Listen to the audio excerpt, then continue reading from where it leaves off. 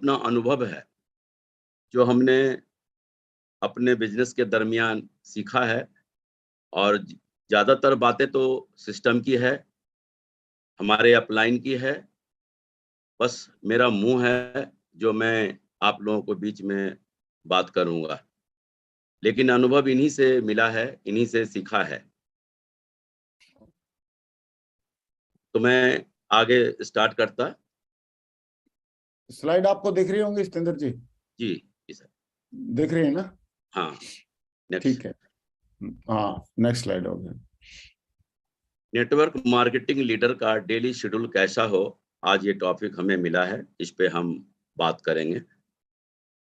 ये business, next आगे लिए, हाँ जी। ये बिजनेस जो है संभावनाओं पर आधारित है। जब हम किसी को ज्वाइन कराते हैं, ज्वाइन कराने के बाद इस बिजनेस में उनका जब हम एफआईएम करते हैं, उनका हम लिस्ट बनवाते हैं, उनको हम इनवाइट करने के लिए सेमिनार में बोलते हैं कि सेमिनार में गेस्ट को लेकर आना है। तो अगर उन्होंने 10 गेस्टों को इनवाइट किया है सेमिनार में आने के लिए, तो संभावना है कि 5 आ जाएं, 5 नहीं आ जाएं। हो सकता है 10 के 10 गेस्ट आ जाए, 10 को अगर इनवाइट किया है तो हो सकता है उनमें से एक भी नहीं आए। अगर 10 गेस्ट को उन्होंने बुलाया है तो हो सकता है उसमें से 5 साइन अप करे, 5 नहीं करे। हो सकता है उनमें से 10 के 10 साइन कर दे, हो सकता है उसमें से एक भी साइन नहीं करे। अगर 10 ने साइन कर दिया है तो हो सकता है उसमें 5 लोग इस बिजनेस में जुड़ जाएं, 5 लोग नहीं जुड़े। हो सकता है 10 के 10 लोग इस बिजनेस में जुड़ जाएं। हो सकता है उनमें से एक भी लोग इस बिजनेस में नहीं जुड़े। अगर 10 लोगों ने इस बिजनेस में जुड़ गए हैं तो हो सकता है उनमें से 5 लोग काम करें, 5 लोग नहीं करें। हो सकता है 10 के 10 लोग काम कर लें, और हो सकता है उनमें से एक भी काम नहीं करे। लेकिन फिर भी एवरेज काम करता है। दुनिया का मशहूर नियम, पैरेटो का नियम ऐसा कहता है, 80-20 का। आप दुनिया में कैसा भी काम करते हैं तो 20% सफलता तो आपको जरूर मिलेगी। ठीक वैसे ही जैसे क्रिकेट का एक बॉल है, संभावनाएं कितनी है? 1 रन भी बन सकता है, 2 रन भी बन सकते हैं, 3 रन भी बन सकते हैं, चौके भी लग सकते हैं, छक्के भी लग सकते हैं, कैच आउट भी हो सकते हैं, एलबीडब्ल्यू भी हो सकते हैं, नो बॉल भी हो सकता है, वाइड बॉल भी हो सकता है। लेकिन फिर भी बॉलर जब बॉलिंग करने जाता है तो यही उद्देश्य से जाता है कि मैं कम रन और ज्यादा विकेट लूंगा। और बैट्समैन भी इसी उम्मीद से बैटिंग करता है कि मैं हर बॉल पे चौके छक्के लगाऊंगा और सेंचुरी और डबल सेंचुरी ठोकूंगा। लेकिन बस जरूरत है इच्छा शक्ति की।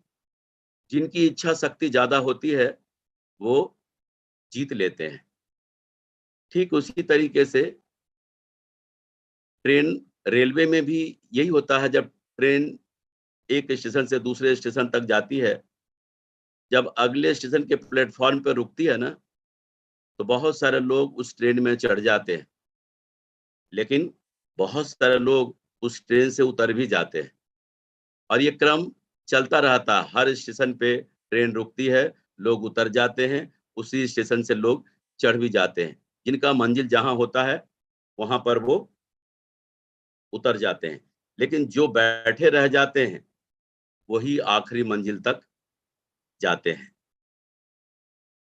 या अगर मैं दूसरे भाषा में कहूं तो ये बिजनेस जो है ना, मेढकों को तराजू पे तौलने वाला बिजनेस है।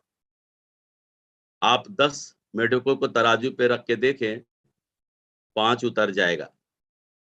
15 को रख के देखें, 6-7 उतर जाएगा। लेकिन फिर भी अगर इनको तौलना है तो इनके पैरों को धागे से बांध दें, फिर ये तुल जाएंगे। ठीक इसी तरीके से हमारे बिजनेस में जो है ना, हम लोगों के साथ रिश्ते कैसे बनाएं, संबंध कैसे बनाएं।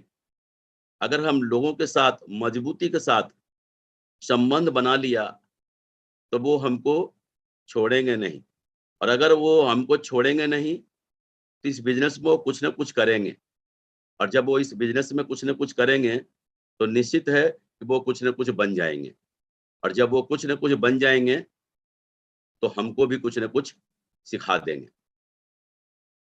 हर जगह कोई ना कोई एक सिस्टम होता है। आप देखेंगे रेलवे का एक सिस्टम होता है। रेलवे में आप जो है जनरल का टिकट कटा लें, जनरल क्लास में बैठ जाएं, कोई प्रॉब्लम नहीं है। लेकिन अगर जनरल क्लास का टिकट है और 3 एसी में जाकर बैठ जाएं तो प्रॉब्लम है। टीटी बाबू फाइन करेंगे, हो सकता है फाइन नहीं दें तो जेल भी कर दें। तो उसी तरह रोड का भी एक नियम है। अगर आपके पास मोटरसाइकिल है,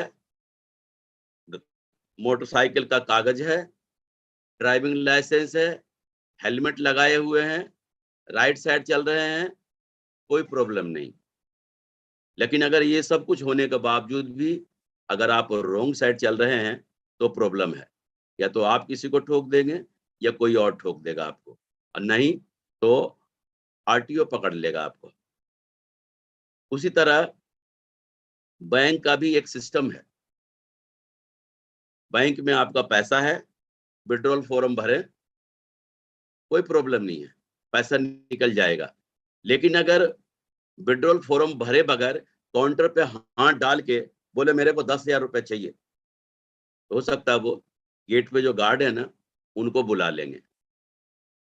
ठीक उसी तरीके से जो है ना समाज में भी एक सिस्टम है जिसको बोलते हैं सामाजिक सिस्टम। आप देखते हैं शादी ब्याह में क्या होता है, पंडित जी एक के बाद एक रस्म, एक के बाद एक रस्म, एक के बाद एक रस्म निभाते हैं।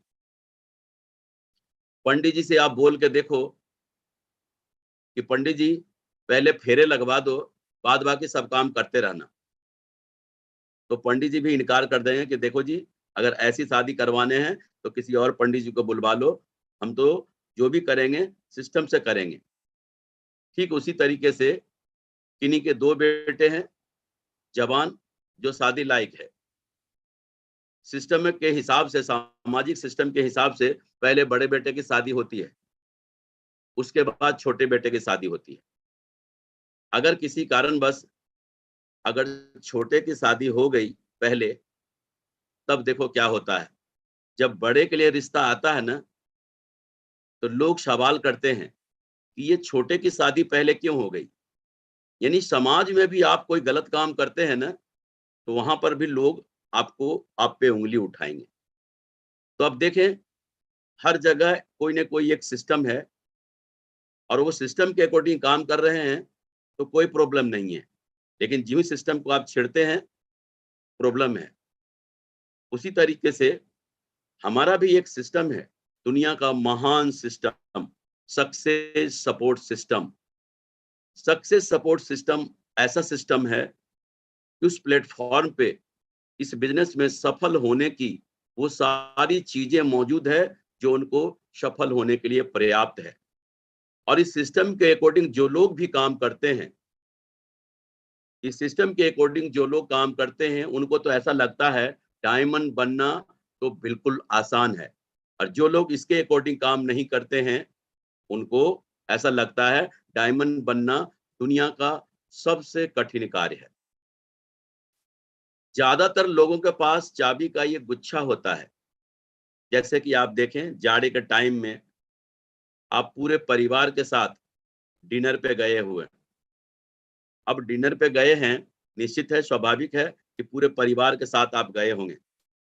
पूरे परिवार के साथ गए हैं घर में ताला लगा के। जब आप डिनर से लौटते हैं, रात के 11 बज रहे हैं, जाड़े का टाइम है, दरवाजे पे गाड़ी लगाते हैं और जब आप पॉकेट में हाथ डालते हैं ना चाबी के लिए, तो देखते हैं कि चाबी इस पॉकेट में भी नहीं है, इस पॉकेट में नहीं है, इस पॉकेट में नहीं है। हम उस पॉकेट में भी तलाश करते हैं जिसमें संभावना बिल्कुल नहीं है चाबी की। और जब चाबी नहीं मिलती है तो बड़े असहाय नजरों से उस ताले को देखते हैं। अब सोच के देखे, पूरा परिवार घर के सामने खड़ा है और ताला बंद है। जाड़े का टाइम है, रात के 11 बज रहे हैं। उसी समय ख्याल आता है कि पड़ोस की बहन जी से चाबी मांग लेते हैं। बहन जी को भी तकलीफ देते हैं, दरवाजा खटखटाते हैं। जब बहन जी दरवाजा खोलती है ना, उनसे अपनी परेशानी बताते हैं। और जब बहन जी जो है ना चाबी का गुच्छा देती है ना, तो हम बड़े खुश हो जाते हैं कि चलो किसी न किसी से तो ये खुली जाएगी। और एक-एक करके चाबी हम ताले में लगाते हैं।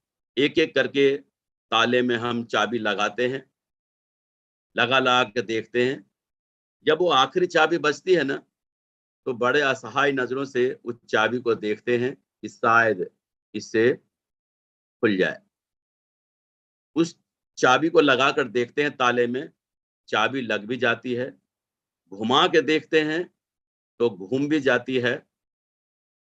लेकिन जब ताला नहीं खुलता है ना, तब जीवन में एक बात समझ में आती है कि जिस ताले की जो चाबी है ना, उसी चाबी से वो ताला खुलता है। दरअसल होता क्या है, ज़्यादातर लोग जो इस बिज़नेस में आते हैं ना, अपने साथ एक चाबी का गुच्छा भी लेकर आते हैं। और वो क्या करते हैं, सेफ-सूफ के ताले में लगा-लगा के, कोई 15 दिन से लगा रहे हैं, कोई 1 महीने से लगा रहे हैं, कोई 4 महीने से लगा रहे हैं, कोई 6 महीने से लगा रहे हैं, कोई 1 साल से लगा रहे हैं। शायद इस चाबी से ये ताला खुल जाए। लेकिन उनको ये नहीं पता कि सेफ-सूफ का जो ताला है ना, सिर्फ़ और सिर्फ़ सेफ-सूफ की ही चाबी से खुलती है। यहाँ पर एक दिक्कत और भी होती है, लोग तो बहुत सारे आते हैं हमारे बिज़नेस में, बहुत सारे लोग इस बिज़नेस में आते हैं। लेकिन क्या है, लोगों का ईगो हर्ट हो जाता है, जिनके वजह से बहुत सारे लोग इस बिज़नेस से आउट भी हो जाते हैं। जैसे अगर अपलाइन की उम्र है 20 साल, अपलाइन की उम्र है 20 साल और जो डाउनलाइन है ना, उनकी उम्र है 50 साल, 55 साल, 60 साल। और जब वो 20 साल का लड़का उनको सिखाने की कोशिश करता है ना, तो उनका ईगो हर्ट होता है। उनको लगता है अच्छा, अब तेरे से मुझे सीखना पड़ेगा। कभी ऐसा होता है, अपलाइन 8 क्लास पढ़ा लिखा और डाउनलाइन पीएचडी होता है। जब 8 क्लास व्यक्ति जब पीएचडी को समझाने की कोशिश करता है, सिखाने की कोशिश करता है, तो उनको लगता है कि अब मेरे इतने बुरे दिन आ गए हैं कि अब तेरे से सीखना पड़ेगा। तो होता क्या है, अगर 20 साल का लड़का 1.5 साल से इस बिज़नेस में है, तो 1.5 साल का अनुभव आपको सिखा सकता है। अगर 8वीं क्लास का कोई व्यक्ति जो 2 साल से इस बिज़नेस में काम कर रहा है, तो वो 2 साल का अनुभव एक पीएचडी को सिखा सकता है। मीन्स अगर छोटा बन जाएँगे, तो आप सीख लेंगे, बड़ा बनने की कोशिश करेंगे, तो आप कभी नहीं सीख पाएँगे। जैसे देखो, परिवार में जैसे बच्चे होते हैं, परिवार के बीच में जैसे बच्चे होते हैं, 1 से 3 साल का बच्चा क्या होता है, जब भी उसका हँसने का मन करे, हँसेगा, रोने का मन करे, रोएगा, खाने का मन करे, खाएगा। लेकिन जब 3 से 5 साल का वही बच्चा हो जाता है ना, तो फिर क्या होता है, 3 से 5 साल के बच्चे, उनका स्कूल जाने सो के जगने का टाइम सेट होने लग जाता है। स्कूल जाने का टाइम, लंच करने का टाइम, सब सेट हो जाता है और इसी तरह से वो आगे पढ़ते हैं और बढ़ते चले जाते हैं। ठीक अपना बिज़नेस भी, इस बिज़नेस को लोग 3 तरीके से करते हैं। एक तो फुल टाइम, दूसरा पार्ट टाइम, तीसरा स्पेयर टाइम। ये नंबर तो सीरियल से है 1, 2, 3, लेकिन लोग जो शुरुआत करते हैं ना तीसरे नंबर से, स्पेयर टाइम। स्पेयर टाइम जो खाली समय होता है, कभी महीने, 1.5 महीने, 2 महीने में उनका मूड हो जाता है कि आज मैं काम करूंगा, और फिर अपलाइन को फोन करते हैं कि सर आज मेरा प्लान होना है। तो अपलाइन है, अगर डाउनलाइन कोई कहे शुरुआत में कि प्लान होना है तो तुरंत रेडी होते हैं। 2 महीने में प्लान करेंगे, फिर कभी महीने, 1.5 महीने, 2 महीने में मूड आ गया उनको, फिर फोन करेंगे सर आज मेरा काम करने का मूड हो गया, फिर वो उस तरह से काम करते हैं। ऐसे लोग इस बिजनेस में कभी भी डायमंड नहीं बन सकते। शुरुआत में मैंने भी इस बिजनेस को पार्ट टाइम ही किया था, क्योंकि ऐसा होता है कि शुरुआत में इस बिजनेस में बिलीव, विश्वास, यकीन कम होता है। इस वजह से लोग स्पेयर टाइम में ही करते हैं। ऐसे ही मैं भी कर रहा था। परिणाम जानते क्या हुआ? 4 साल तक सिल्वर लेवल तक ही घूम रहा था मैं। सिल्वर लेवल तक ही घूम रहा था, क्योंकि अगर 2 महीना में मैं एक व्यक्ति ज्वाइन कराया, फिर अगले 2 महीना में एक व्यक्ति ज्वाइन कराया, ऐसे करके तो क्या हुआ, जब पहले को ज्वाइन कराया उसके बाद दूसरे को ज्वाइन कराया तो पहला तो खत्म हो गया। सिल्वर मैं भले ही बन गया था, लेकिन हाथ में कुछ भी नहीं था। जो भी लोग आए चले गए, जो भी लोग आए चले गए।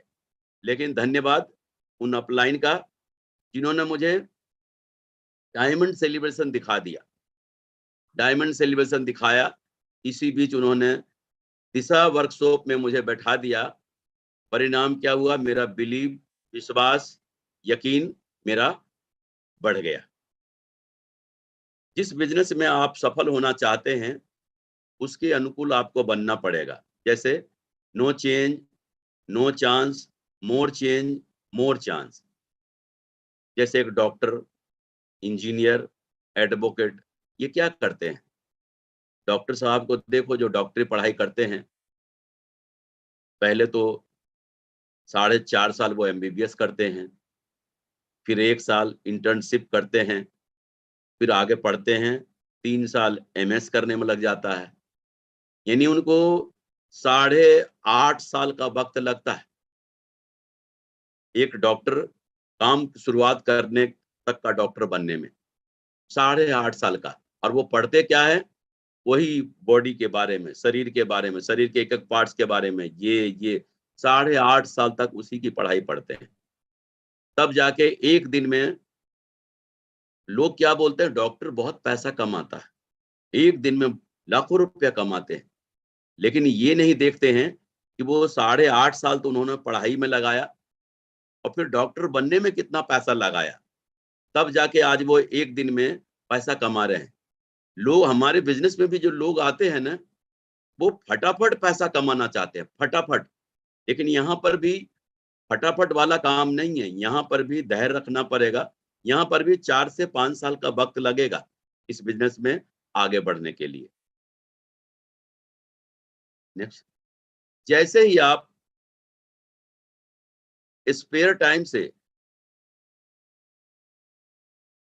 अच्छा पार्ट टाइम, लेकिन स्पेयर टाइम के बाद जब आप पार्ट टाइम पे आएंगे ना, पार्ट टाइम पे, स्पेयर टाइम के बाद जब आप पार्ट टाइम पे आएंगे, तो पार्ट टाइम वाले लोग जो है ना, फुल टाइम के बराबर में काम करते हैं। लगभग जितना फुल टाइम में काम होता है उतना ही पार्ट टाइम में काम होता है, क्योंकि पार्ट टाइम वाले के पास समय कम होता है और काम ज्यादा होता है।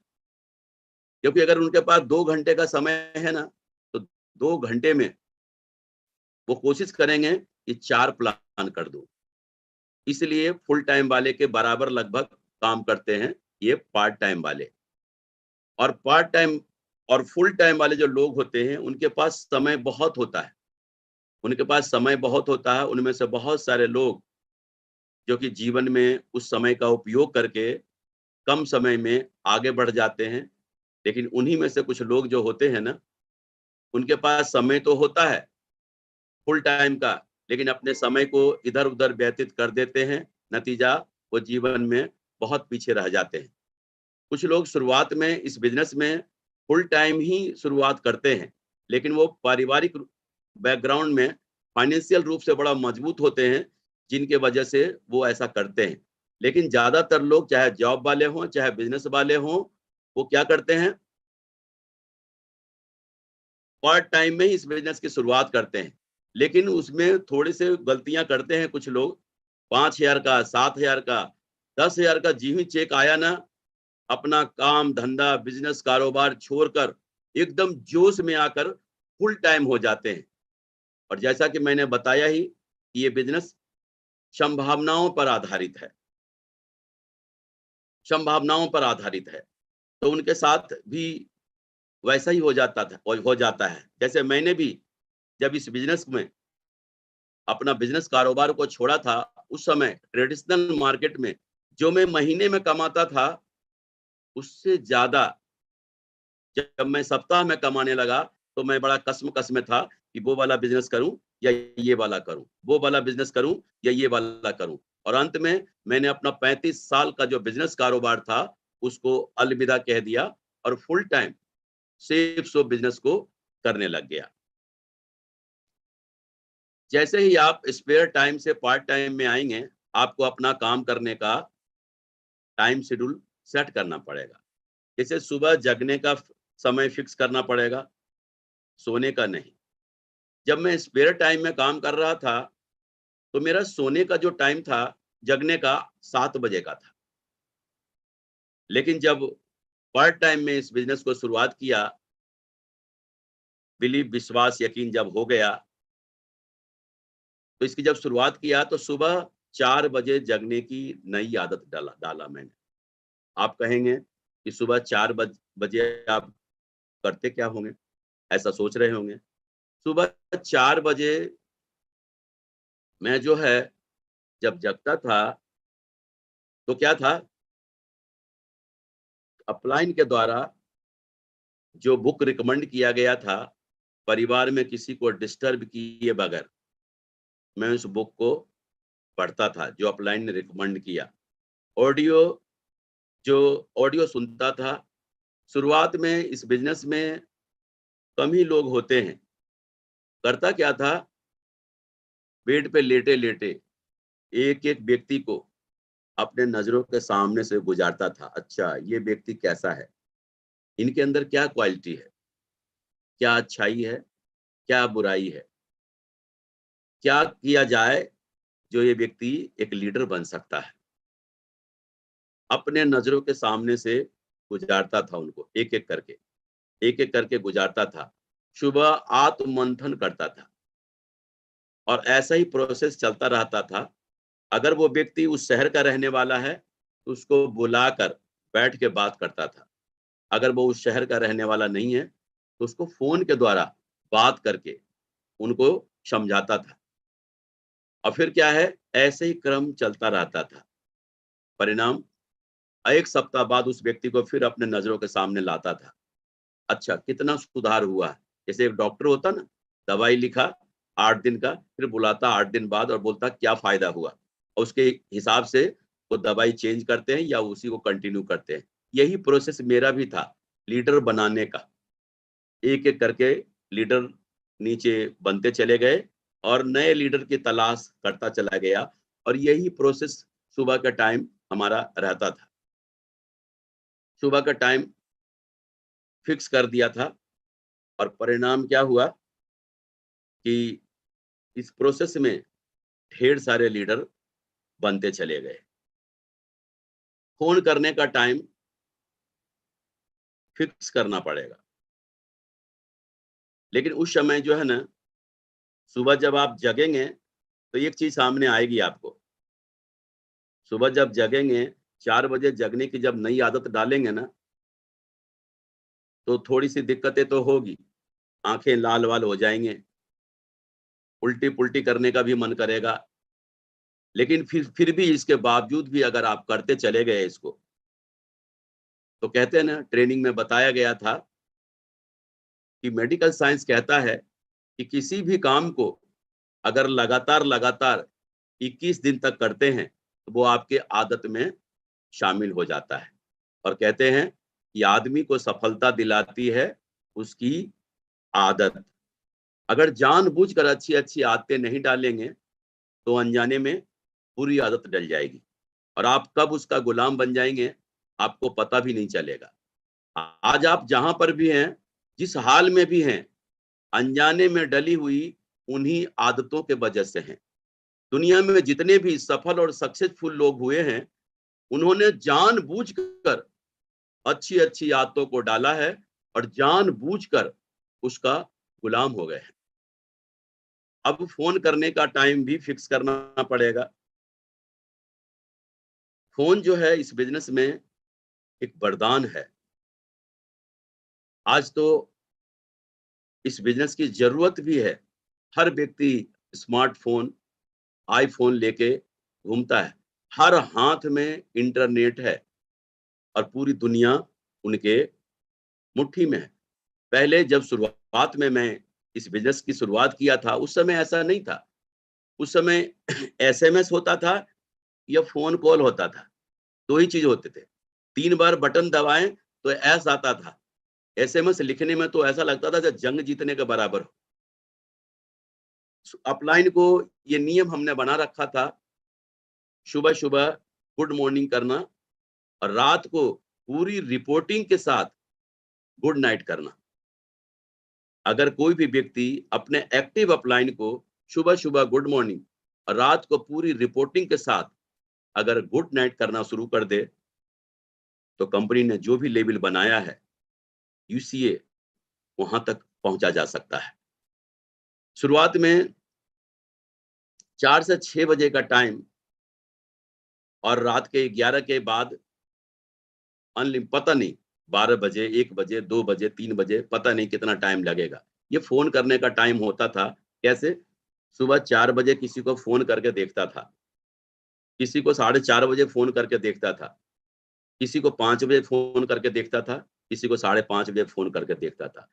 मैं ये देखता था कि कौन एसोसिएट मेरा फोन 4 बजे उठा सकता है, कौन मुझे 4:30 बजे उठा सकता था। उस हिसाब से हम आगे उनके साथ बातचीत करता था और ये हुनर मैंने माननीय श्रीमान नरसी गिरेवाल सर जी से सीखा है।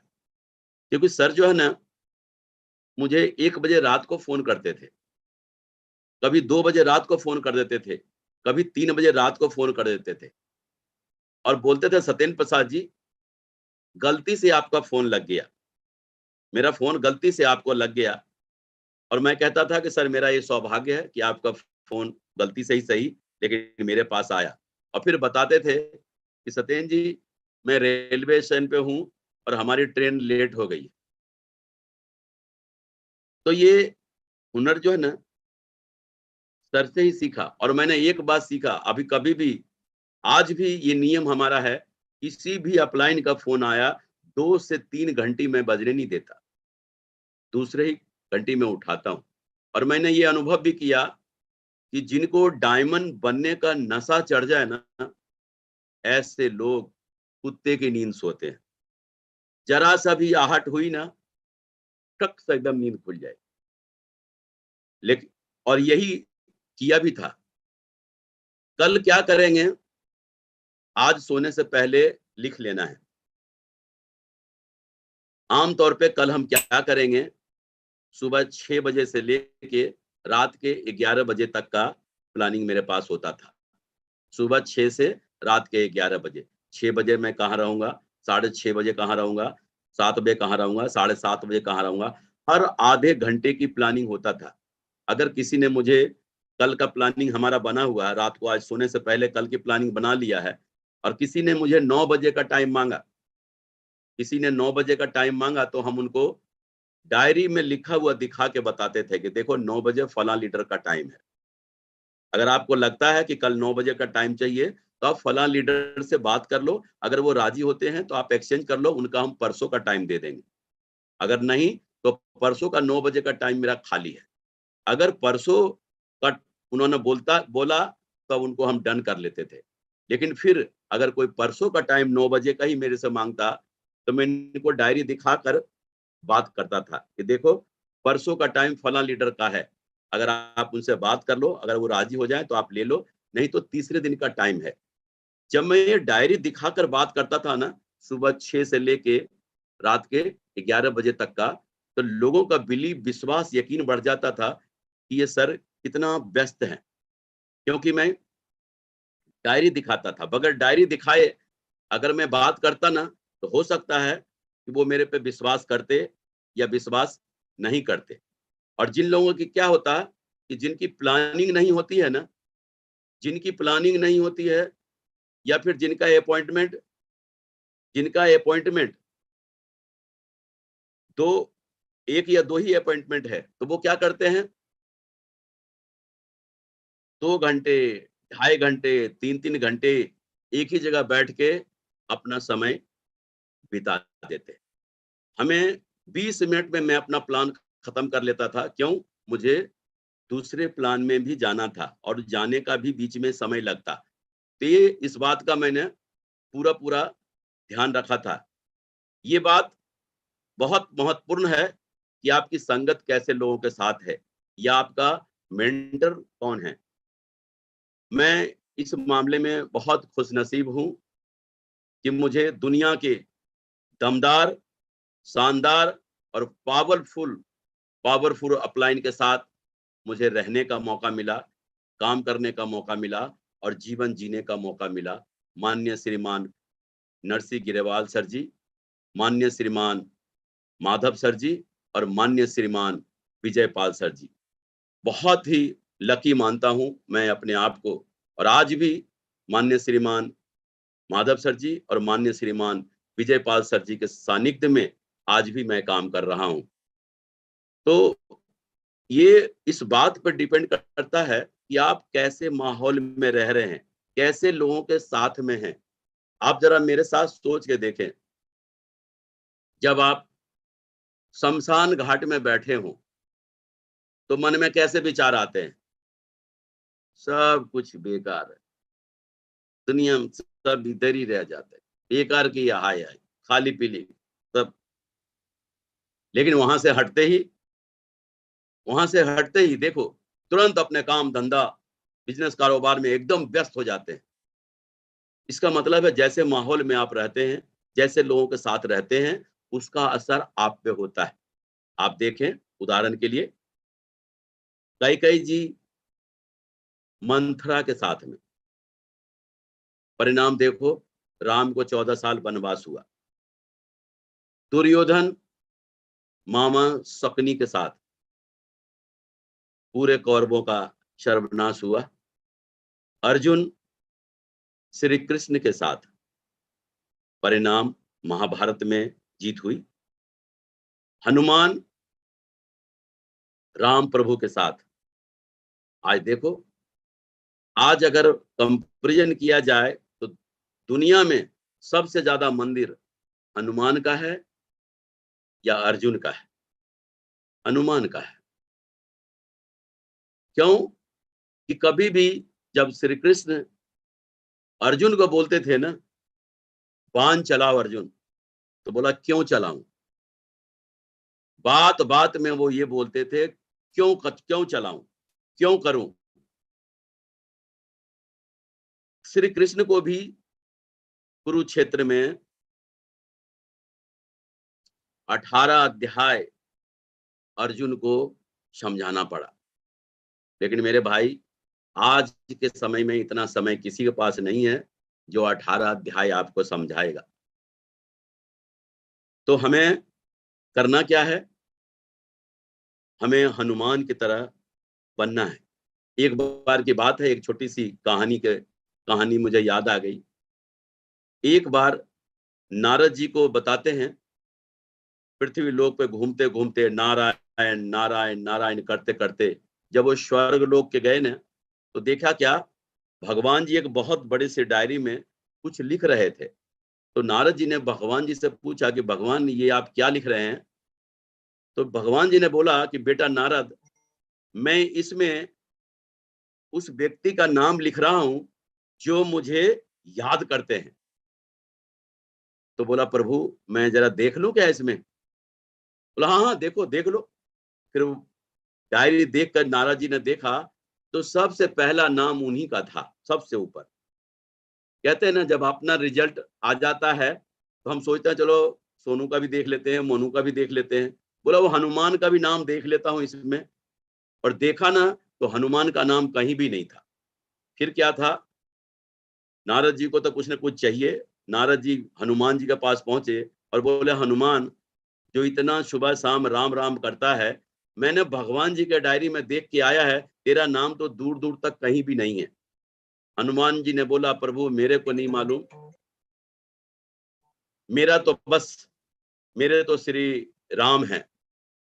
नारद जी को कैसा भी नहीं लगा। फिर जब नारद जी स्वर्ग लोक पे गए ना, तो क्या देखा, भगवान जो है ना छोटी सी डायरी में कुछ लिख रहे थे। छोटी सी डायरी में कुछ लिख रहे थे। नारद जी बोले, भगवान क्या लिख रहे हैं? उचक उचक के देख रहे थे नारद जी। बोला, बेटा नारद, मैं इस डायरी में उस व्यक्ति का नाम लिख रहा हूं जिसको मैं याद करता हूं। नारद जी की उत्सुकता बढ़ गई। बोला, प्रभु मैं देख लूं? बोला, हाँ देखो देखो। और जब नारद जी ने वो छोटी सी डायरी देखा ना, तो सबसे ऊपर हनुमान का नाम लिखा हुआ था। तो मेरे दोस्त, आपके जो एक्टिव अपलाइन है ना, उस एक्टिव अपलाइन के भी पास एक छोटी सी डायरी है। और उस डायरी में भी वो जिनको डायमंड बनाना चाहते हैं ना, उनका नाम वो लिखते हैं उसमें।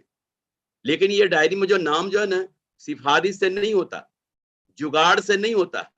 आपके कर्म जो है ना, आपके परफॉर्मेंस है ना, इसके आधार पे उस पॉकेट डायरी में आपका नाम लिखा जाएगा।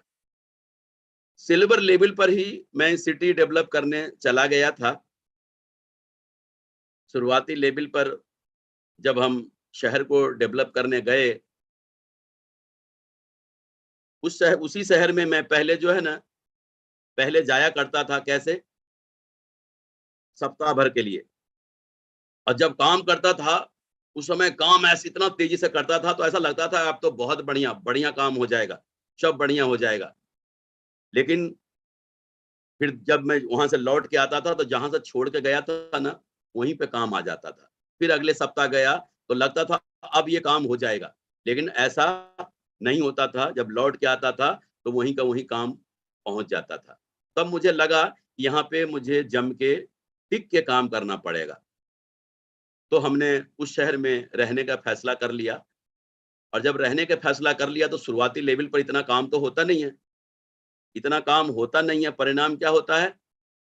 जब इतना काम होता नहीं, तो फिर क्या होता है?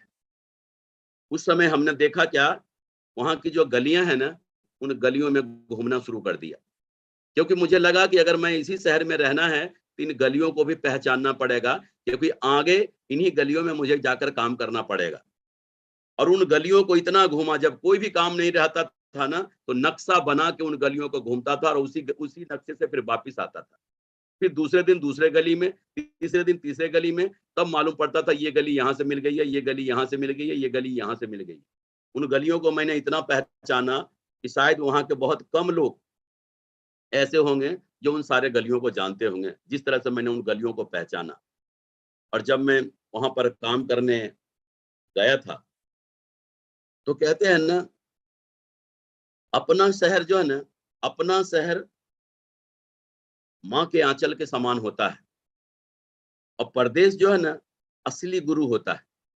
बच्चे जो है ना, बच्चे को अगर घर में अगर बच्चा है ना, तो जरा से यूं कोई कर दे ना, मम्मी चाचा ने मारा। लेकिन वही बच्चे जो है ना, जब नानी के घर होते हैं ना, उनको 2 चाटा मार दें, तब भी वो कुछ नहीं बोलता। परदेश असली गुरु होता है। और अपने घर के अपेक्षा परदेश में जब आप काम करने जाएंगे ना, तो आपका 10 गुना ज्यादा बिजनेस बढ़ेगा, 10 गुना ज्यादा बिजनेस बढ़ेगा। और हमने ये भी देखा है कि जब हम अपने घर से, आप जितना दूर जाएंगे शहर डेवलप करने, उतना ही बड़ा काम आपका होगा। अगर अपने घर से कम दूरी के शहर में जाएंगे, 1 घंटे 2 घंटे के दूरी में, तो उतना बड़ा काम आपका होगा नहीं। क्यों? जब आप 1 घंटे 2 घंटे के दूरी पे होंगे ना, तो रात के 10 बजे भी अगर आपका मूड हो गया ना घर जाने का, तो आप घर चले जाएंगे। घर जाने का मतलब है आप घर का हो जाएंगे। और जब उस शहर में आप रहेंगे ना, जिस शहर के रहने वाले हैं, जिस शहर में आप गए हैं काम करने के लिए, उस शहर में रहेंगे तो आप उस शहर के बारे में सोचेंगे। मैं तो ऐसे शहर में चला गया था जहां तो या तो पूरी रात जाने में लगता था या पूरा दिन, और ऊपर से क्या, सुबह के यानी शाम के 6 बजे बाद मैं उस शहर से बाहर जा भी नहीं सकता था। शाम को 6 बजे बाद। क्यों? सारे यातायात के साधन बंद हो जाते थे और बीच में जंगल पड़ता था। रात को जो है ना, उस जंगल में शेर रहते थे, शेर निकल कर सड़कों पे बैठा हुआ करता था। और उस समय उन शहर में, और जब शहर में जब जाते भी है ना, तो थोड़ा इमोशनल चैलेंज आता है, पत्नी की तरफ से, बच्चों की तरफ से। लेकिन मैं उसमें खुश नसीब रहा। बच्चे तो लोग पूछते थे जब मैं गया था, तो पापा जी कब आएंगे? तो बोलता था कल आऊंगा। कब आएंगे? कल आऊंगा। कब आएंगे? कल आऊंगा। और इसी तरीके से हमने उस शहर में काम करने की आदत पड़ गई और उसी शहर में काम करना शुरू कर दिया। और फिर अगर आप रेगुलर कैपिंग चाहते हैं तो 5 शहर लेफ्ट में और 5 शहर राइट में 50-50 सेल के 200-200 बीबी के होने चाहिए, अगर कैपिंग चाहिए तो। ऐसा हमारे माननीय श्रीमान नरसिंह ग्रेवाल सर जी का ऐसा मानना है, ऐसा बोलते हैं। तो जब आपके शहर में, जिस शहर को आपने डेवलप करने गए हैं, उस शहर में काम बहुत तेजी से चल रहा हो ना, तो अपने को है क्या है ना, लीडर को बुला के, लीडर को बैठा के बात करने हैं। उनको बात करने हैं कि देखो एक शहर तो आपका यहाँ पर है ही, और ये भी पहचानना है कि कौन जा सकते हैं, कौन नहीं जा सकते। मालूम है ये डॉक्टर साहब हैं, डॉक्टर साहब तो जा ही नहीं सकते। मालूम है ये बैंक वाले बाबू हैं, ये तो जा ही नहीं सकते। हमको ये देखना है इनमें से कौन सा लीडर जा सकते हैं। जब मैं प्लेटिनम लेवल पे ही लीडर होता था ना, तो उनको बैठा के बात करता था, बैठा के बात करता था, और उनको उनके शहर में जाने के लिए प्रेरित करता था। उनसे पूछता था आपका लिस्ट कहाँ है, आप कहाँ जाना चाहते हैं? और उनको ये बोलता था एक शहर तो आपका यहाँ है ही, आपका रिच लेक और बैलेंस लेक दोनों मैं यहाँ देखता हूँ, और आप वहां पे जाओ, बैठो वहां पे काम करो, और पीछे से मैं भी आता हूँ। गोल्ड बनते बनते मैं उनको उस शहर से बाहर निकाल देता था। और जहां इस तरह से एमरल्ड लेवल पर ही मेरे 12 शहर डेवलप हो गए थे। और जब 12 शहर डेवलप हो गए, तो जो सिटी डेवलप हो रहे हैं उनको समय के हिसाब से विजिट करना जरूरी हो जाता है। जब आप 12 शहर में हमारे लीडर बैठे हुए थे, फिर क्या था, यहाँ से ट्रेवलिंग का काम शुरू हो जाता है, यहाँ से घूमने का काम। बढ़िया बिस्तरा पैक किया, एकदम बैग बैग पैक करके 2 दिन उस शहर में, 2 दिन उस शहर में, 3 दिन उस शहर में, 4 दिन उस शहर में, 6 दिन उस शहर में, शहर के रिक्वायरमेंट के हिसाब से घूमना शुरू। और आखिरी में कहाँ आना है? घर आना है। 2 दिन घर भी देना है। और फिर शुरू कहाँ से करना है? वहीं से जहाँ से शुरू हुआ था। फिर ऐसे ही घूमता रहा। इसी बीच में एक शहर और डेवलप हो गया, फिर उसमें भी 2-3 दिन का टाइम देना। पहले महीने में घर वापस लौट के आता था, फिर सवा महीने में, फिर 1.5 महीने में। ऐसा भी राउंड लगने लगा कि 2-2 महीने में घर आने लगा। और जब राउंड ऐसे लगता था, उस समय जिस शहर में भी काम करने गया ना, कभी भी उस शहर को घूमा नहीं। क्यों? रेलवे स्टेशन से उतरा, सीधा होटल गया। होटल से जहाँ प्रोग्राम में फंक्शन है, फंक्शन गया। फंक्शन प्रोग्राम से फिर होटल आया। होटल से फिर रेलवे स्टेशन। इतना ही काम था। घूमने टहलने का मतलब ही नहीं था। और कहते ना, जब पैसा नहीं होता काहे का घूमना। पैसा होता है ना, कभी घूमने का भी मन करता है। और उस समय तो ऐसा लग रहा था जम के डूब के काम करने का। कभी कभी तो 8-8 10-10 दिन कमरे में ही रह जाता था। लोगों से मिलने का काउंसलिंग सेशन चलता था, तो लोगों से मिलने जुलने में 8-8 10-10 दिन उसी कमरे में, वहीं ब्रेकफास्ट मंगा लिया, वहीं लंच मंगा लिया, वहीं डिनर मंगा लिया। वेटर भी बोला करता था कि सर आप बाहर नहीं जाते, आप यहीं रहते हैं। हमारे एसोसिएट जब मिलने आते थे तो भीगे हुए आते थे और बोलते थे सर बाहर बहुत तेज बारिश हो रही है। तब मुझे पता चलता था कि बाहर बहुत तेज बारिश हो रही है। तो उस तरह से वहां पर काम किया। आज हमारे पास वर्ल्ड क्लास प्रोडक्ट है, वर्ल्ड क्लास, और मार्केट के बराबर के रेट में, जहां तक उससे कम, इस रेट में अगर हम इस वर्ल्ड क्लास प्रोडक्ट को खाने और खिलाने पे डाल दें तो यहाँ पर सबका कल्याण हो सकता है, सबका भला हो सकता है। आमतौर पे क्या होता है, हम जब छोटे छोटे शहरों को डेवलप करने जाते थे तो पहले क्या होता था, जब नए लोग जुड़ेंगे तब पैसा आएगा, नए लोग जुड़ेंगे तब पैसा आएगा, नए लोग जुड़ेंगे तब पैसा आएगा। परिणाम क्या है, एक शहर में एक शहर 5 साल में, 7 साल में, 10 साल में क्या होगा, उस शहर में ऐसा लगता था कि अब तो ये शहर में ही खत्म हो गया, कोई गली नहीं बचा, कोई नुक्कड़ नहीं बचा जहां मैं प्लान करूं। फिर क्या होता था, एक तरफ तो हम नए शहर को डेवलप करते चले जाते थे, दूसरे तरफ से वो शहर खत्म होता चला जाता था। लेकिन अगर हम खाने और खिलाने पे डाल दें, लोगों को खाने और खिलाने पे डाल दें, तो कभी भी किसी शहर से हमको जाने की जरूरत नहीं। अगर आपको देखना है तो एक ज्वेलर्स को देखें, एक ज्वेलर्स के पास मुश्किल से 200-250 ग्राहक होते हैं, लेकिन उनके दादाजी भी उसी शॉप पे बैठे, उनके फादर भी उसी शॉप पे बैठे और पैसा कमाया, आज उनका बेटा भी उसी शॉप पे बैठा हुआ। हमारे दादाजी भी उसी शॉप पे गए, हमारे फादर भी उसी शॉप पे गए, आज हम भी उसी शॉप पे जा रहे हैं। आप सोच के देखो, वो ज्वेलर्स उसी 200-250 लोग से पीढ़ियां उनकी खा रही है। अगर हम दुकान पर खड़े होकर उस शॉप से, दुकानदार से, ज्वेलर से ये बोलें, ये ज्वेलरी बहुत ही अच्छा है, बहुत अच्छा लग रहा है, लेकिन अभी थोड़ा पैसे की दिक्कत है, देखना आप, ज्वेलर बोलेगा, क्या बात करते हैं भाई साहब, आपसे पैसा किसने मांगा, ये दुकान आपकी है, जो चाहिए वो ले जाओ। ये देखो भरोसा और विश्वास, उन्होंने क्या किया, अपने 200-250 ग्राहकों के साथ भरोसा और विश्वास कमाया। आप गली के नुक्कड़ पे एक परचूनी का दुकान होता है ना, 50 घरों को कवर करता है वो, 50 घरों को। उनके दादाजी भी वहीं पे, फादर भी वहीं पे, आज वो भी उसी दुकान से पैसा कमा रहा है। कपड़े वाले को देखो, उनके दादाजी भी वहीं, फादर भी वहीं, और आज उनका बेटा भी वहीं। और हम लोग भी, दादाजी भी वहीं जा रहे थे, फादर भी वहीं जा रहे थे, हम भी वहीं जा रहे थे। 200-250 लोगों से ही आज वो लोग पैसा कमा रहे हैं, पीढ़ी दर पीढ़ी। लेकिन उनके पास तो मौका नहीं है कि दुनिया के और भी, देश के और भी कोने कोने में जाने का, ग्राहक बनाने का। लेकिन हमारे पास एक बहुत ही बड़ा मौका है, क्या, पूरे हिंदुस्तान में अपने ग्राहक बनाने का। अगर हमने खाने और खिलाने पर लोगों को डाल दिया, और अगर 1000 ग्राहक बना लिया ना पूरे लाइफ में, तो रीसेल से 2 लाख सप्ताह की गारंटी पक्का है। और कभी भी आपका वो शहर खत्म नहीं होगा। अगर खाने और खिलाने पर लगा दिया जाए तो कभी भी कोई शहर खत्म होगा क्या, कभी नहीं होगा।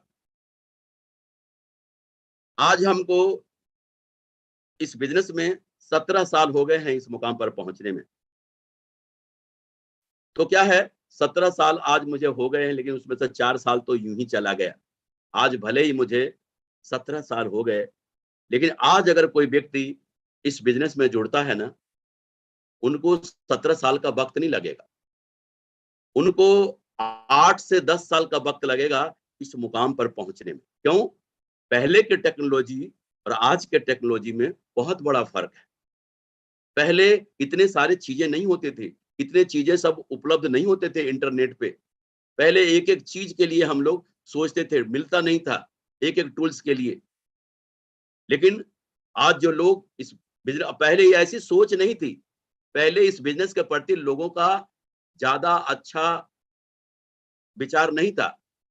लेकिन आज डायरेक्ट सेलिंग के बारे में लोग समझते हैं, जानते हैं, और उनको पता है ये 21वीं सदी का बिजनेस है।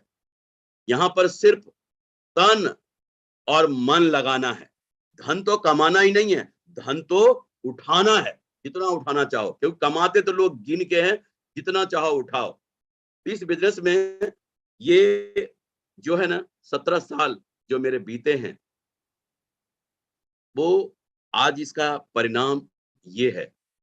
अभी हमारे जितने भी लीडर हैं, जो सिल्वर एंड एबव की मीटिंग, गोल्ड एंड एबव की मीटिंग, पर्ल एंड एबव की मीटिंग, टोपाज एंड एबव की मीटिंग, एमरल्ड एंड एबव की मीटिंग, डायमंड एंड एबव की मीटिंग, वीनस एंड एबव की मीटिंग, जो लीडर अपने जिम्मेदारियों को ऊपर लेते चले गए और अपने नीचे वाले को अपनी जिम्मेदारियां देते चले गए, और यही प्रोसेस चलता रहेगा। आज भी चलने, जिम्मेदारियां लेने का काम और देने का काम बरकरार है।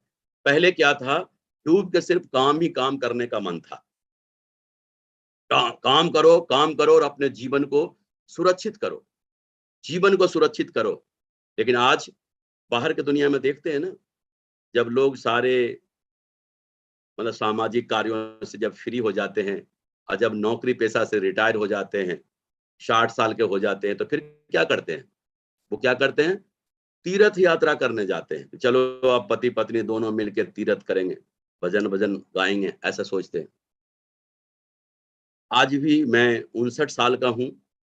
निश्चित है कि मैं भी रिटायर होऊंगा, मैं भी तीर्थ पे जाऊंगा, लेकिन मेरा तीर्थ कुछ अलग ही होगा। मेरा तीर्थ कुछ अलग ही होगा। हम ये काशी, बनारस, प्रयाग, केदारनाथ, बद्रीनाथ ऐसा नहीं तीर्थ करेंगे, ऐसा तीर्थ करने जाए। हमारा तीर्थ तो कहता है ना, चारों धाम तो यही है, जीना यहाँ, मरना यहाँ, इसके सिवा जाना कहाँ। ये तो safe soap, safe soap, safe soap. आज मैं भी तीर्थ पे अब निकल गया हूँ, क्योंकि 59 साल का हो गया तो रिटायरमेंट के तो करीब हो ही गया। पहले फर्क ये था, अकेले निकलता था, लेकिन आज पति पत्नी दोनों साथ जाते हैं। लेकिन उद्देश्य जी भर के काम करना और जी भर के घूमना, ये दोनों है। अभी भी 15 दिन 15 दिन के तीर्थ से आया हूँ, अंडमान निकोबार से। आज भी इस मीटिंग को खत्म करने के बाद मेरी फ्लाइट है, और अभी 1 महीने के लिए पति पत्नी दोनों तीर्थ में जा रहा हूँ। धन्यवाद सेफ सोप का, ऐसा बिजनेस दिया, ऐसा जीवन दिया और ऐसे शानदार अपलाइन दिए, और दुनिया की दमदार, शानदार, पावरफुल टीम दिया, जिनके वजह से आज ये सत्येंद्र प्रसाद को गर्व और प्राउड होता है। मेरे 10 अपलाइन हैं, और कहीं न कहीं डायरेक्ट, इनडायरेक्ट सभी लोगों का मेरे जीवन में योगदान है। माननीय श्रीमान नरसिंह ग्रेवाल साहब का, माननीय श्रीमान माधव सर जी का, माननीय श्रीमान विजय पाल सर जी का विशेष कृपा रही है मेरे ऊपर। लेकिन शुरुआती दिनों में माननीय श्रीमान सत्य प्रकाश सर जी, माननीय श्रीमान शिव कुमार शर्मा जी, माननीय श्रीमान राधे श्याम फौजी जी, माननीय श्रीमान अजय कुमार राजपूत जी ने शुरुआती लेवल पर इन्होंने बहुत हेल्प किया, मुझे आगे बढ़ाने में बहुत सहयोग किया। और ऊपर के जो हमारे अपलाइन हैं, माननीय श्रीमान राजीव चतुर्वेदी जी, माननीय श्रीमान ओम प्रकाश जी, माननीय श्रीमान नरसिंह ग्रेवाल साहब, इनका मैं कोटि-कोटि धन्यवाद करता। जीवन पर्यंत मैं इनका ऋणी रहूँगा। इन्होंने मेरे जीवन में ढेर सारे योगदान दिए हैं, जीवन को एकदम बदल के रख दिया है। आप लोगों ने मुझे मौका दिया सुनने का, और बहुत अच्छा लगा आप लोगों के बीच में। अगेन मैं अपनी